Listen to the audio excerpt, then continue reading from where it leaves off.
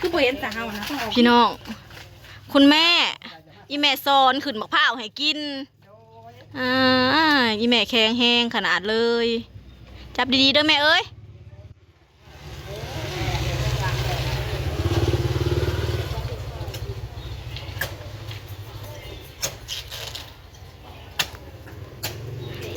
ทางในบัดลูกว่าสิแกงเฮ็ดก็ได้มาถ่ายคลิปกูบ่ได้มาไอ้บอสสบายดีสาวแทนคนงามสิแกงเฮ็ดสู่หัวหน้ากินพี่น้องแกงเฮ็ดสู่ไอ้บอยขาใหญ่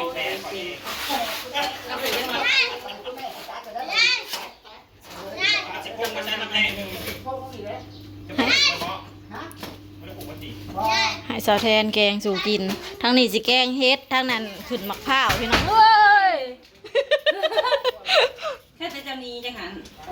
เป็นแม่ชักเก่งใช่ไหม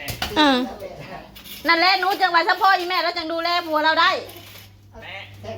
ลงมาไปหาเอาเมียซะถ้าเก่งสักหน่อยโอ้ยมันจะไปลงแหมปล่อยสปาเลอร์แค่หลังจากปลากระเพาะมันจะเป็นเก่งเนาะก็จะแบบจะมาปลาพวกกระเทียมแต่มาแกงเลยเอาพริกลงไปเอาลงอย่างนี้เพิ่มใส่ไรเนาะจริงแต่ผมเป็นกระเพาะเบิ่งจ้าเนื้อนะสมหอนค่ะบ่ใส่ข้นนัวใส่ปลาแดงเข้าน้ำมาแล้วบ่ไปผ่าใส่โถพอแล้วแม่พอมาแต่ลูกเสียวป้าดอกเฮ็ดจะมาเป็นตะแสบที่พี่น้องไม่แต่เอวตายหมอคือเงี่ยงหมอคือเงี่ยงวะก็ได้เลย1บัดนี้พี่น้องนี่แกงแล้วแหละแกงสุกแล้วกินไหนไหมไม่ได้กินอ่ะชิมแล้วจองไปน้ำเข้าไปนะใช่แล้วค่ะนี่ได้ตัวเถานะนึงเถาก็แล้วของจะได้เป็นเถาจะเบิ่งไหนส้มระเบิดระเบาะก็จังลายอยู่จุบุจิบีอยู่จุบุจิบีแล้วคงเลือกเอาพี่ตัวบานอยู่พี่อ้ายเอ้ยตัวบานจะเต็มหัวตัวแกงสุกเลยพี่น้องตักไปสู่หัวหน้าเฮากินบัดนี้ผมมีข่าวตำหนิก่นแกงเห็ดแซ่บ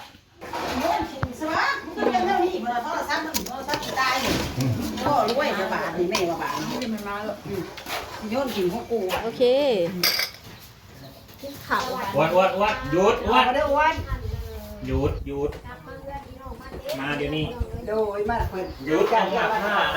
ผ้าเข่าแล้วมาเต็มเดือนกินข้าวบัดนี้พี่น้องแกงเห็ดร้อนมากินแกงเห็ดแซ่บเลย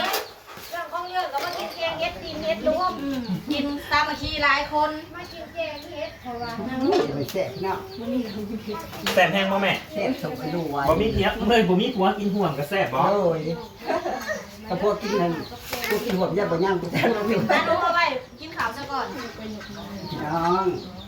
กินข้าวนำกันเลยที่ทุกคนทางลาวทางไทย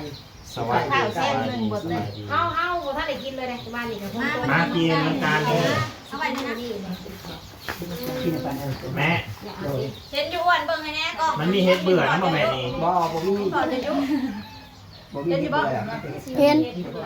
โอ้ยเลือกผักก็แกงเห็ดที่เราไปหาเมื่อเช้าโอ้โหเป็นตะแซ่บเนาะ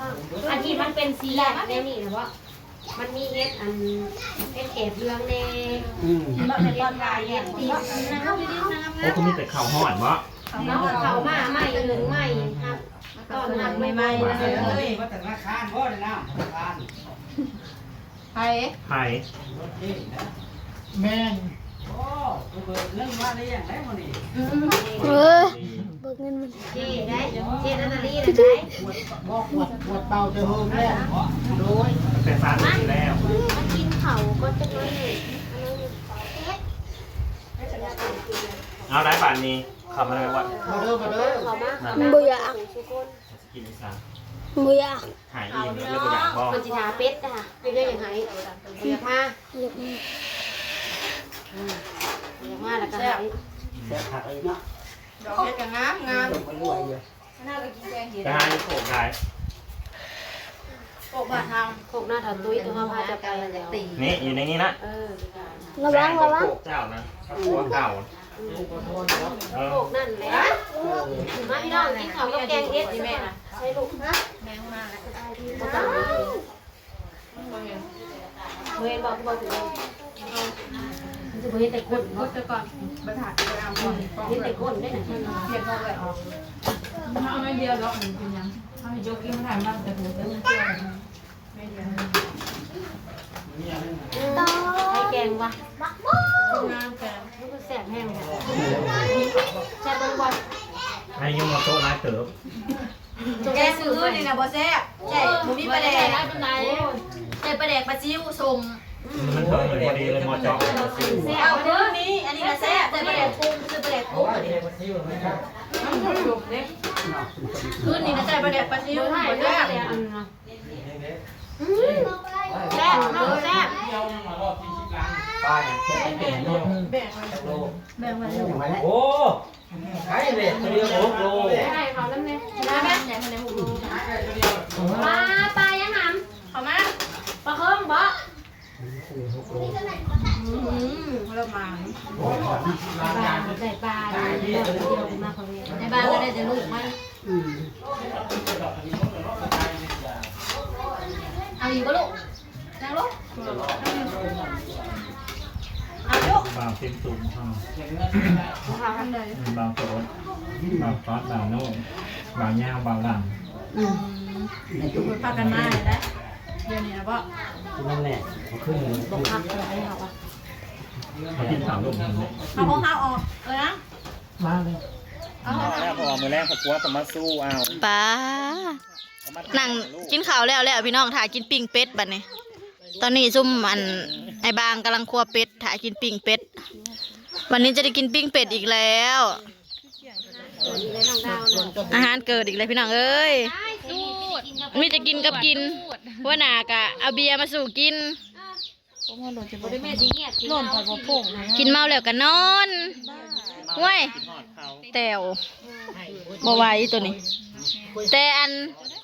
ต่ไปหาอันพูน2เสี่ยวอีแม่ซ้อนกับเจนาตาลี ก็หายเต้นหรือเต้นจอมก็ เว่าเรื่องผู้บ่าวได้อค่ะอีแม่ผู้สาว2 สาวตาสะออนอีแม่